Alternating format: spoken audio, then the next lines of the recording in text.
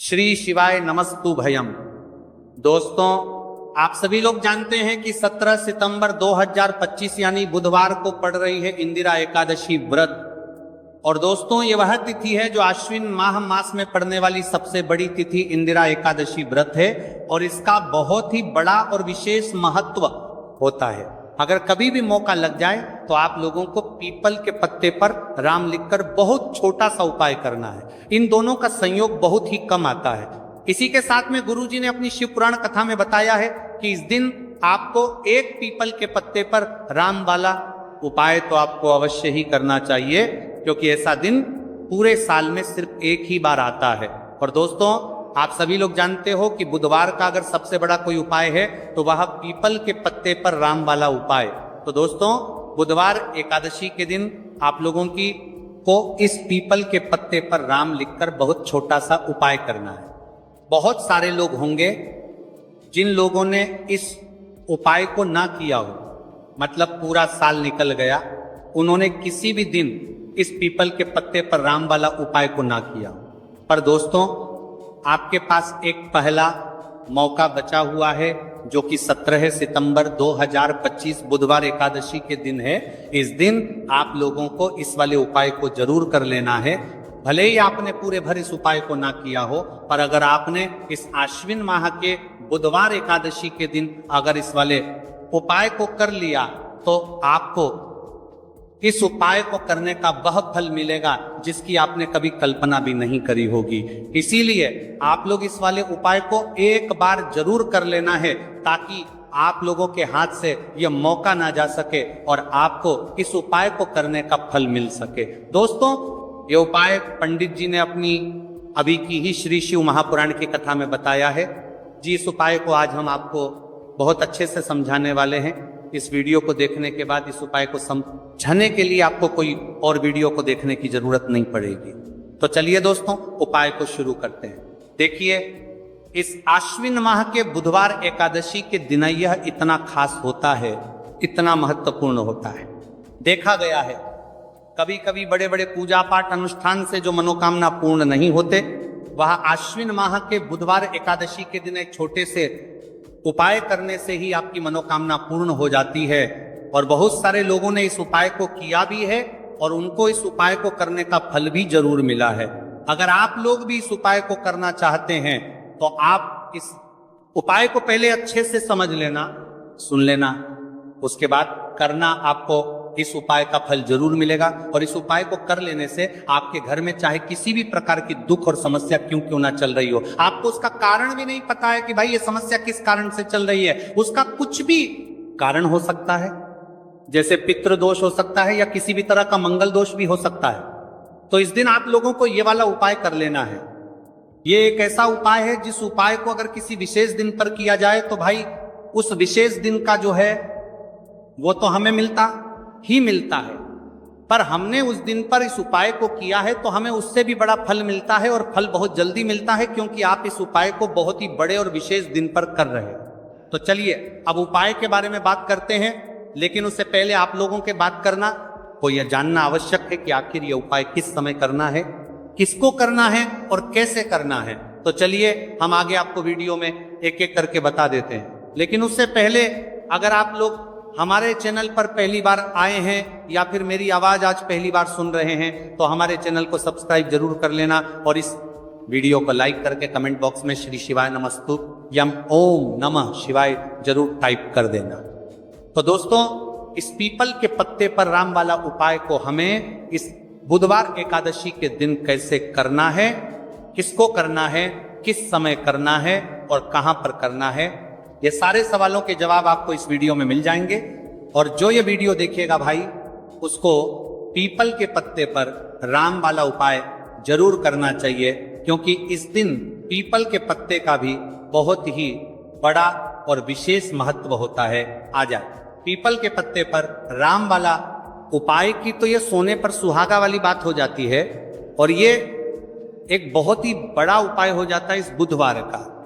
तो अब दोस्तों, इस पीपल के पत्ते पर राम वाला उपाय को आखिर करना किसको है, सबसे पहले हम लोग वो बात जान लेते हैं। तो देखो, घर की जो बड़ी माताएं बहनें होती हैं, उन माताओं बहनों में से कोई भी एक बड़ी माता बहन इस वाले उपाय को कर सकती है।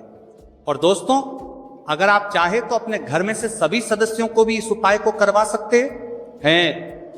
अगर किसी व्यक्ति की खुद की कोई मनोकामना है, खुद की कोई दुख और परेशानी है जो कि वह अपने लिए ही करना चाहता है, इस वाले उपाय को तो वह खुद अपने लिए भी कर सकता है।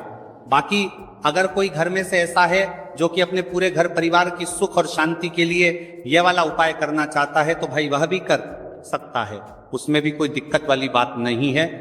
कहने का मतलब यह है कि इस उपाय को हर एक सदस्य भी कर सकता है और पूरे घर परिवार के सदस्य के लिए घर की बड़ी माताओं बहनों में से कोई एक माता बहन भी कर सकती है। माताएं बहनें अगर घर में उपस्थित ना हो या वह ये वाला उपाय ना कर पा रही हो, तो फिर घर का कोई बड़ा सदस्य भी इस पीपल के पत्ते पर राम वाला उपाय को कर सकता है, चाहे फिर वह पुरुष ही क्यों ना हो, उसमें कोई भी दिक्कत वाली बात नहीं है।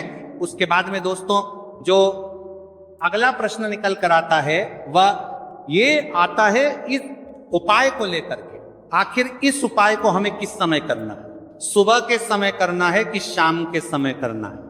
तो देखो, इस वाले उपाय को आप लोग सुबह के समय भी कर सकते हो और शाम के समय प्रदोष काल में भी कर सकते हो। अब अगर आप पूछो कि भाई साहब सबसे उत्तम समय कौन रहेगा इस पीपल के पत्ते पर राम वाला उपाय को करने का, तो हम आपसे बस यही कहेंगे कि इस उपाय को आप सुबह के समय करेंगे तो ज्यादा बेहतर होगा। बाकी अगर प्रदोष काल शाम के समय भी करेंगे तो भी अच्छा होगा, उसमें कोई भी दिक्कत वाली बात नहीं है।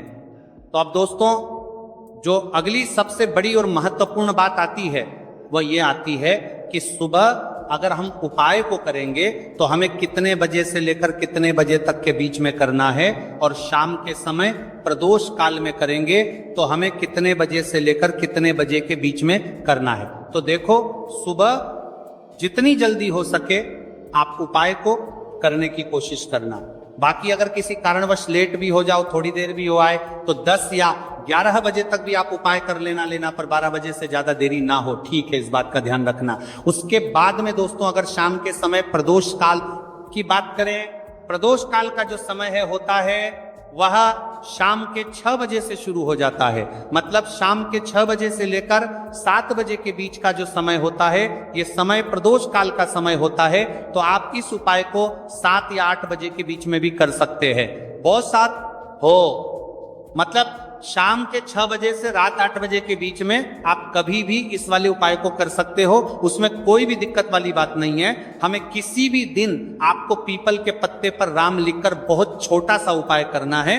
ऐसा समझ लीजिए, जितने भी आपके शत्रु की जबान के पत्ते पर वरियोर हैं, जो भी आपके विरोधी हैं, दुश्मन हैं, जो आपको हर तरफ से परेशान कर रहे हैं, अब उन शत्रुओं की अकड़ निकलेगी। शत्रु का किया कराया भी तुरंत हट जा आएगा। जब बुधवार में आप इस छोटे से उपाय को करेंगे तो देखिए, आज की वीडियो विशेषकर उन लोगों के लिए ही है जो अपने जीवन में शत्रुओं से और दुश्मन से बहुत ज्यादा परेशान हो चुके हैं। देखिए, जगत जननी मां जगदम्बा का हम बुधवार में पूजन करते हैं और उनसे जुड़े हुए उपाय करते हैं। साथ ही साथ आपको बता दें कि बुधवार में संकट मोचन हनुमान जी का पूजन करने से और उनसे जुड़े हुए कुछ उपाय करने से जीवन के बड़े से बड़े कष्ट भी क्षण भर में दूर हो जाते हैं। तब बहुत कम समय में आपके शत्रु और आपके विरोधी आपके जीवन से दूर हो जाएंगे। आपके दुश्मन लाख कोशिश करने के बाद भी आपका बाल भी बांका नहीं कर पाएंगे अगर आप बुधवार में इस छोटे से उपाय को कर लेते हैं। अब देखिए, आज का जो समय है ये कलयुग का समय है, और कलयुग के एकमात्र देवता जो अपने भक्तों के जीवन से सारे कष्टों को दूर कर देते हैं वह स्वयं है संकट मोचन हनुमान जी। और संकट मोचन हनुमान जी का पूजन अगर आप बुधवार में करते हैं और उनसे जुड़ा हुआ ये छोटा सा उपाय अगर आप बुधवार में किसी भी दिन कर लेते हैं, तो ऐसा समझ लीजिए, आपके जो शत्रु हैं, आपके जो विरोधी, आपके जो दुश्मन हैं, ये किसी भी तरह से आपको परेशान करने का प्रयास कर लें, आपका बाल भी बांका नहीं कर पाएंगे। दूसरी चीज, अगर आपके शत्रु ने आपके ऊपर कोई भी तंत्र मंत्र करवा रखा है, कोई भी जादू टोना, कोई भी ब्लैक मैजिक आपके ऊपर करवा दिया है या करवाने का प्रयास कर रहे हैं, ऐसा समझ लीजिए वह किया कराया आप तक पहुंचेगा ही नहीं। और अगर आप तक पहुंच गया है, कोई भी ब्लैक मैजिक तुरंत हट जाएगा जब आप इस छोटे से उपाय को बुधवार में करेंगे। देखिए, उपाय छोटा है लेकिन बहुत महादिव्य चमत्कारी है। मतलब उपाय को करने में ना तो आपका ज्यादा समय जाएगा, ना ही इसमें आपके ज्यादा पैसे लगने वाले हैं। और ऐसा समझ लीजिए कि एक बार ही अगर आपने इस उपाय को बुधवार मंत्री कर लिया तो इसका महादिव्य चमत्कार आप खुद देख लेंगे। तो बुधवार के जो 9 दिन होते हैं ये बहुत ही सिद्ध दिन होते हैं। मतलब बुधवार के दिनों में 9 माता रानी हमारे घरों में आती हैं, अपने भक्तों के जीवन से कष्टों को दूर करती हैं। साथ ही साथ आपको बता दें कि बुधवार के टाइम पर जब भी आप संकट मोचन हनुमान जी के उपाय करते हैं तो मां दुर्गा की आपको असीम और विशेष कृपा मिलती है।